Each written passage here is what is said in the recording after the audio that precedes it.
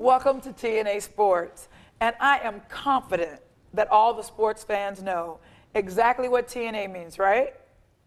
Talking about sports. I'm April Jones. I've got Donna Hopkins and Morgan Spencer with me today, and we're going to do just that, talk about sports.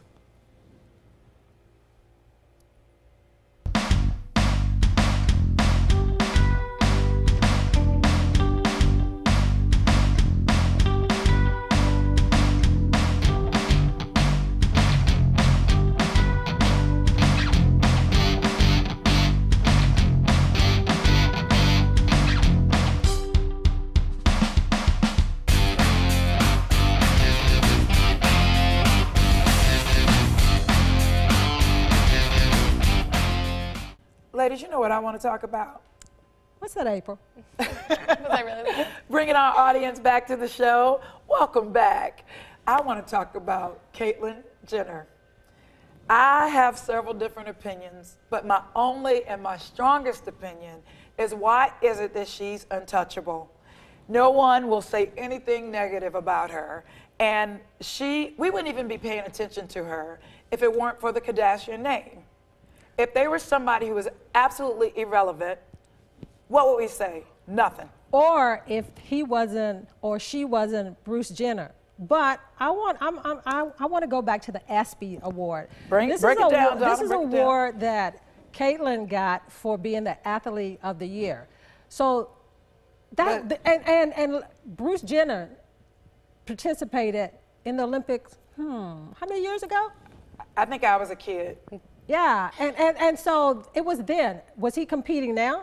No. Was she competing now? No. That's the question. Did she get the award or did he get the award? But either way it goes, neither should have got the award. No, okay, he or she. No, because you had athletes like Steph Curry, as far as some NFL players, as far as hockey players, and all of those current players that should have got that award for what that award stands for. Athleticism, not coming out of the closet. Right, exactly. And turning into a woman. Right. So you mix which we're okay with. Like, cool, you want to be a girl, but athlete implies that you got the award for athleticism. Right. So what was their justification? Well, I guess the justification was that Caitlyn was bold enough to come out of the closet to say, I want to change from being Bruce Jenner to Caitlyn Jenner. That has nothing to do with sports. No. Okay, so they gave her the award for bravery? I don't know. If she had rejoined into the sports as a woman, I think she would have deserved the award. She probably would have been the best. Okay. For sure. So, okay, Morgan. What sport would she come back and do? You just got to I would go with tennis. I think she could definitely blend in. Yep. Oh my nice God, skirts. I hadn't even thought about that. That is insane. And then she could redo the Wheaties box, you know. As a girl. Yeah. The other thing that is bothering me a little bit, and this is just because I'm a really vain woman, is everybody's talking about how gorgeous she is. I'm cool with the sex change, cool with the fact that you want to date men, cool with the fact that you're a homosexual. I just don't understand why is it that comedians don't talk about her. Like, it's like she's off limits for jokes and everything else. Yeah, Why? what are they afraid of? I don't know, actually. See, but I don't think that she's totally off limits because you only hear about her because of the show that she's doing, her own show. The Kardashian show. Right, but the thing about it is, if you listen to some of the other outlets, as far as some of the other comedians doing shows and stuff, they kind of like they slam her a little bit and everything. But I think that even on the show that the people said, if you're going to come out the closet, then you're going to have to really promote us because right now you're being promoted and you're getting all the benefits out there. But the other people that really are in this, limelight, we're not getting this. Okay, so clearly we have a lot to talk about, but we're going to have to come back and talk about this either another day or in the next session. Ladies and gentlemen, thank you for watching Talking About Sports, and we'll be back shortly.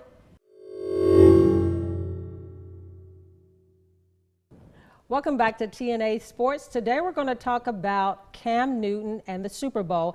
And was he a crybaby, sore loser, or was it just the fact that he hates losing? Let's talk a little bit about, first of all, I'm not going to go into Cam yet as far as at the end, but But let's talk a little bit about the Super Bowl and the fact that they were 15-1 going into the Super Bowl, and you've got Denver being 12-4. So you get into the Super Bowl, the big game. They've been there before, Denver. But talk about the Panthers and Cam Newton and the Super Bowl. What are your thoughts about them getting beat and just the way they got beat? Morgan, you say something first because I got a lot to say. Well, first of all, Cam Newton, I'd like to talk about the fumble that he had that he didn't recover.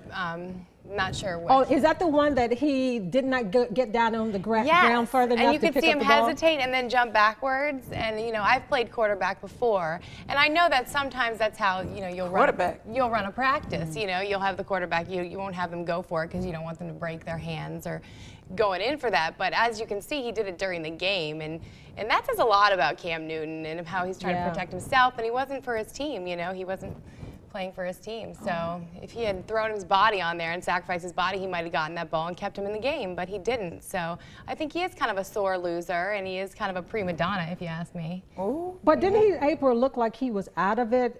Because you look at his body language throughout the beginning of the game and throughout the course of the game, and it looked like almost like he was, his energy and it's almost like when you take a sleeping pill, you're kind of sluggish like and groggy. So forth and groggy. And he looked like he was already fatigued before the game even started. Did you see that?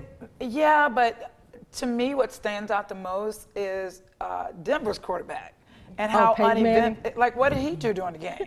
It was like both of them were taking sleeping pills, because how many times is it that you win the Super Bowl and the quarterback doesn't get the MVP? Right. That said a lot also about how he played.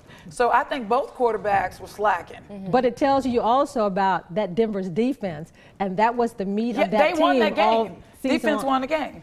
So are you mad at Cam Newton at the end of the game, and the media comes, and we've played sports before, and if someone comes up to me and I'm mad because of the fact we got dominated in that Super Bowl, and you come poking me at the end of the game when you know you're still upset, and they said his attitude, he was a sore loser and everything. Is that a sore loser, or just the fact that somebody hates losing? Listen, I have a son who plays lacrosse, football, basketball.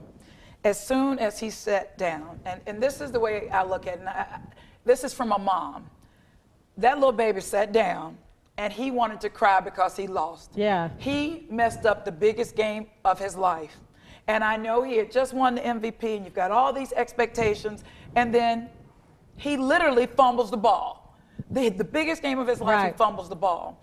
But the thing that bothers me is everybody's giving him a hard time about walking off the set. Right. What you did not hear, and very few stations actually aired, was the Denver Broncos player in the background making jokes, taking jabs. The best thing he could have done was walked off that stage, because his other option was to do what?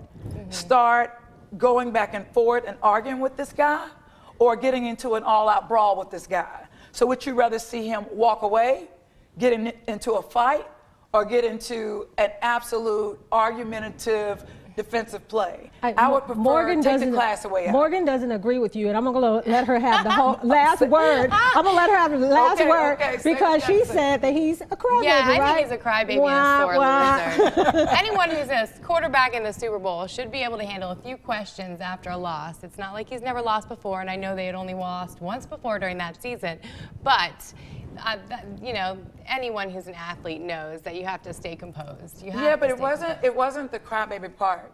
It was the fact that he got out of the room versus getting into a fight. Yeah. And I think that was the smart way out, because what would we be saying had he got into a fight? Then he loses his endorsements, he loses his contract with his team. I mean, look at the path that he could have gone down had he started fighting with the Denver Broncos player. Well, you know what? But I know we have a lot more to say about this subject, and I'm going to end it like this, is that I hate losing and everything, but I think that he could have handled it a little better. More after this message. You got it, Donna. I know.